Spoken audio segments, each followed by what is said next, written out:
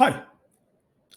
A few weeks ago, a perceptive reader found a typo in my book, The Advanced Sleuth Investor. What kind of typo? A stock symbol in Appendix 1, where I provide 15 stocks worth sleuthing, based on the simple sifting formula inspired by a chess-playing computer. How did the reader find the typo? Well, I had mentioned recently that since the book was published 7 months ago, the stocks on the list rose 24%, compared to Berkshire, which rose only 20%, and the S&P's 12% and the Dow's 15%. That is, the high-quality 15 outpaced Berkshire, which outpaced the market.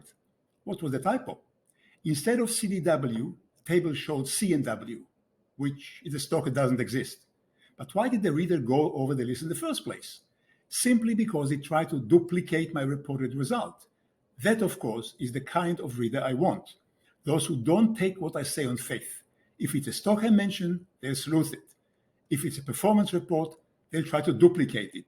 I thanked the guy sincerely and immediately had the typo fixed. In these days, it's easy. So why am I reporting this here? For two reasons. One obvious, the second less so. The obvious reason is that if someone finds you had made a mistake, thank the finder and fix it pronto. But the non-obvious reason is similar to what Ronald Reagan said. Trust, but verify. Verify everything. And I mean everything, even things said by trusted persons or those who have been accurate and trustworthy in the past, or famous gurus. Even top gurus like Charlie Munger and Warren Buffett, especially them, especially Charlie, but okay, also Warren. Like in which case? Like in the case of them investing in China. Warren Buffett famously invested in an electric car company in China, and Charlie famously invested in Alibaba, which he recently sold and luckily got his money out at a profit because he invested via ADRs, so he could get other suckers to take them off his hands without Mr. Xi Jinping getting involved. But Buffett had invested directly. Can he get his money out? I know he's Buffett, but he's now facing Xi Jinping. To help make my point, here is a small parable. Assume you are a hard-working chimpanzee who have made movies all your life, including the one on Ronald Reagan, Bedtime for Bonzo. You have made some money, and so you decide to retire early to a life of leisure in a local animal farm, highly recommended to animals who have played in the movies. With your lifetime earnings, you've bought an annuity in a roomy enclosure with a treehouse, in the kind of farm where movie animals retire to, run by a kind farmer. There you live with your young chimp wife aiming to raise pretty chimp children. On your annuity, you get 50 bananas a day, which you find is plenty. You and your wife can only eat 30. So what do you do with the other bananas? You can't save them because they'll rot due to inflation, but you can plant them in the ground inside your plot. Then as they grow into banana trees, you could eat their fruit, as could your wife, and as could your future chimpies. The problem is, other chimps around you had the same idea, so empty plots to grow bananas in on the animal farm are limited, just as there are limited opportunities in the US stock market. So you decide to invest outside your farm spot, in one of the farms outside the animal farm, one farm owned by Mr. Xi Jinping. You have a chat with Mr. Xi via a translator, and he agrees to take your surplus bananas and plant them for you. He can watch them grow from your treehouse. A few years pass, your banana trees are grown, and so have your little chimpies who eat a lot. So you ask Mr. Xi to pluck a few bananas from your tree and hand them to you to feed your brood. Oh no, Mr. Xi says, I can't do that. We have rules against shipping bananas out of my farm. What do you mean, you exclaim? It's your farm, sure, but these are my banana trees. I have a stock certificate confirms it. See? No question about that, said Mr. Xi. The banana trees are yours, and you can't take their bananas outside the farm. But I cannot live in your farm, you explain. Can't I take the fruit of my trees to where I live? They are mine. No, said Mr. Xi, you cannot. We have rules here, which, by the way, I make. Well, you say, I want to complain. Your complaint is noted, said Mr. Xi. I mean, you say, I want to sue you before the municipal board. Sure, said Mr. Xi, sue away. Only I am not part of the municipality. My farm is my property, and here what I say goes. So how can you take investors' bananas, you ask, if you know they can't take them out?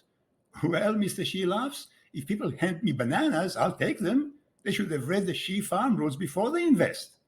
Bananas in okay, bananas out not okay. Same as investing in China. Money in okay, money out not okay. Which brings me back to Warren and Charlie.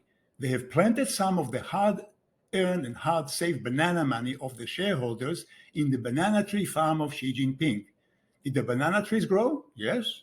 Did Warren Electric Car Factory and Charlie's Alibaba grow? Yes, they did, because Warren and Charlie are excellent banana tree pickers and growers. However, it seems they are not as good in picking foreign farms to plant their bananas in. Charlie, at least, had the good sense of buying a mirror of Alibaba's bananas, the so-called ADRs, American Depository Receipts. They are good mirrors available to suckers who intend to buy inaccessible bananas so as to sell their mirror of the bananas to future suckers. But no investor in Chinese banana tree can ever touch his bananas in the China farm. Mr. Xi won't let him. Which brings me to my book, The Advanced Sleuth Investor, where I specify the ironclad rules of all ownership. The first rule of planting bananas and planting stocks is to make sure that once the bananas or the stocks grow, you can eat the fruit and sell the eating rights to someone else and take the sales money out of the banana farm. And if the farm owners try to prevent you, you can prevent their preventing. How? By going to court and have a good chance of winning. If the last condition doesn't hold, you are not investing, but you are playing fantasy stock market with Mr. Xi, who owns all the cards and owns the judges too. So what of the money Warren Buffett put in the electric cars in China? It is, after all, on Berkshire's balance sheet. Yes, it is. But the money, in my humble opinion, is a fiction. Unless Berkshire can sell the car factory and take the sales money out of China, same as charliemunger did to his ADRs, it is money gone.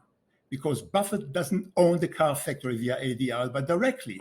So that investment doesn't really exist for Berkshire shareholders. It's really bananas seen from afar in a mirror.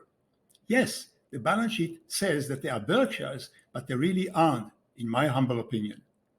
Just to prove to you the above is not a joke, recently Mark Mobius, who is a great investor in foreign markets, tried to take his private money out of Hong Kong, which today is a part of Xi Jinping China farm. The Hong Kong banker didn't let him. Instead, they asked him to prove how he got the money in details with documents going back 20 years, crossing all the T's. What? Said Mr. Mobius. How dare you? It's my money. No question, said Mr. Chi's bankers in Hong Kong. It sure is yours. See, your name is on the account. We don't dispute your ownership. On you can't take it out. Same with the bananas. To make sure you really own your banana trees or your stocks in someone else's foreign farm or foreign market, you must be able to enforce the ownership. So there must be a court of law there, stronger than Mr. Xi, the farm's owner, who can tell him do it and he will. But there isn't any such cause because China is an absolute dictatorship, as is Russia, by the way. So any investment there is a waste of good bananas. I mean, good money. Now let's go full circle. The reader who checked my books table is very smart, and one day will be rich, because he didn't take my statement on face value without checking them. And you shouldn't. Up to now, stocks I pointed to your sleuthing pleasure mostly went up, some quite a bit. But there's no certainty the next ones will too, or that I won't make mistakes. So any statement, whether made by me, who is rich enough, but not a billionaire, or by multi-billionaires like Warren and Charlie, or others, you should check, always. Just because someone is rich and avuncular, that means uncle-like, doesn't mean he or she is infallible. Sometimes they are not, and other times they may even act foolishly. Charlie got off Alibaba in time by finding another sucker to buy his shares, who stupidly own a mirror of bananas thinking they're the real thing. But Buffett, as far as I know, still has some of Berkshire's electric bananas growing in Xi Jinping's farm. Can he get them out? You tell me. That's all for today. Please let me know in the comment below what you think of the above. And if you like it, give it a like and subscribe to the channel.